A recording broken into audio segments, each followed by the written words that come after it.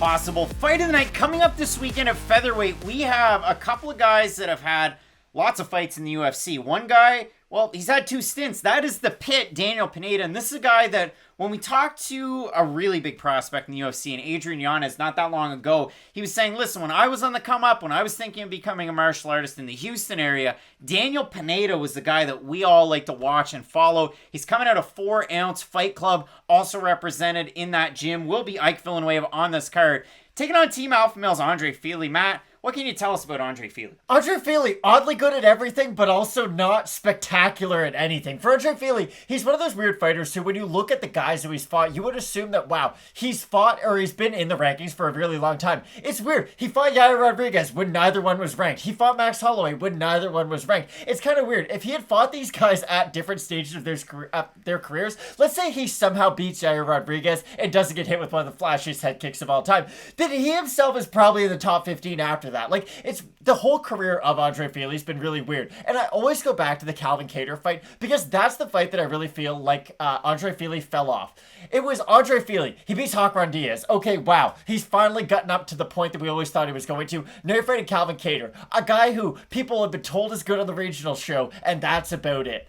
Andre Fili laid a complete egg in that fight and didn't look very good. He got outboxed consistently in that fight, and he got tired afterwards. And I gotta be honest, I thought that was it for Andre Fili. I thought, okay, he was always kind of that, I don't want to throw the word journeyman on there, but you know, he'd been around for a little while, fought some good guys, and then he lost to a newcomer. And that had never really happened to Andre Fili up until that point in his career. But I gotta be honest, I feel like he did make some pretty good adjustments to his career after that. I like the volume of Andre Fili at this point in his career a lot more than I did back then. And it's weird because for Fili, it felt like the longest time the conversation was always, okay, how are we going to take this guy down? How are we going to take this guy down? He's not the worst wrestler himself anymore, and I always think back to the Dennis Bermudez fight, because for Bermudez, I get it. His last little run in the UFC wasn't the most spectacular, but at one point, he was seen as one of the best wrestlers in the 145-pound division, and the fact that Andre Fili not only beat him, but beat him by out-wrestling him was just a really impressive thing for me, at least, because I don't always put a lot of stock into who you beat and all that. It's how you beat guys at the end of the day, and if Andre Fili just went out there and hit Bermudez with 2 jabs and head kicked him, that's one thing. But the fact that he was able to out-grapple such a good grappler,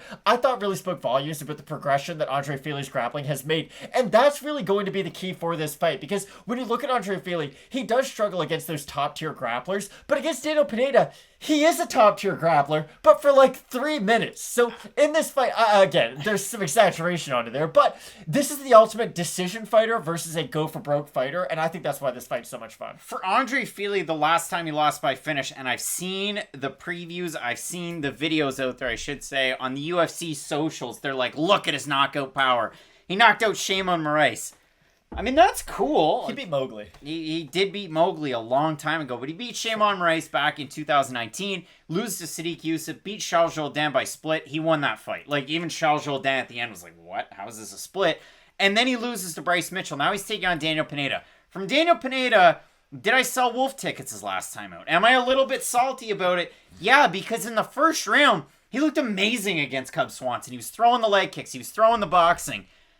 Until about 3 minutes and 30 seconds into the first round when he fell off a cliff. Now, he looked amazing in the fight against Herbert Burns. He looked great. And then if you go before that, really interesting, because he fought with the PFL in their second season. He beats Junior Bacon Cheeseburger Jeremy Kennedy, first round guillotine. He beats Mavlid Haibulev. You want to see a flashy striker? Go watch Mavlid Haibulev when he fought one really tough out in Damon Jackson that's now in the UFC. Disgusting flying knee knockout. And then, for the man himself, Daniel Pineda, he's supposed to fight Lance Palmer in the finals on New Year's Eve for the belt for the $1 million, but he fails a drug test. So his last 2 fights are now no contest. He doesn't get to fight in the finals. Poor old Alex Gilpin. Will you answer the phone? Alex Gilpin gets to fight Lance Palmer again and loses. But for Daniel Pineda, you look at it. Before that, beats Ray Trujillo, beats Elias Rodriguez, beats Dimitri Ivey, beats Josh Davila. Finish. Oh, by the way, for Daniel Pineda, out of all of his wins, he has 9 by knockout and 18 by submission and none by decision. And of his losses, 3 by knockout, 6 by submission, 5 by decision. So, hey, the record's a little weird. The guy finishes fights. And the trouble for me, with Andre Fili, his strike differential is in the negative 3.73 strikes landed per minute. Barely. To 3.90 taken. For Daniel Pineda, again, 2 different stints. It is positive. Little bit better in terms of percentage that he lands, but he takes a little bit more damage. And then in terms of the grappling, a little bit of a wash. I mean, Fili, a little bit more adept. He's a little bit more forceful with his offensive, with his takedowns. But Daniel Pineda is a power wrestler. If you do see him, or a power grappler, especially in that first round. So, if you like Fili to be the decision machine in this fight, I mean, hey, it could definitely happen. If you like Daniel Pineda to finish a really tough out in Andre Fili, the last time he was finished was by Yair Rodriguez back at UFC 197 in 2016. Ooh. Again, Yair Rodriguez. So it is a really tricky fight to go off of. Again, I've seen a lot of support in the comment sections for Daniel Pineda in the past. I had him in my QMK parlay to beat Cub Swanson, and that really just sewered the whole thing, so it left a bad taste in my mouth. Hopefully Pineda's fixed some of the cardio issues. He is almost 36 years old. For Andre Fili, coming in 31 and 1 day when he walks into the cage. His debut was at UFC 166 back in 2013. Crazy to think of that. If we do look at the odds, Andre Fili is the favorite. He opened a minus 185. He's a minus 228 right now. For Daniel Pineda, open a plus 160. He's plus 184. The Tapology votes are a surprise to us as they are to you. Holy frig. 912 total votes, 90% Fili, 73% by decision. For the 10% that have Pineda, 46% by decision, 21% by submission, 24% by knockout. The fans do not have Pineda.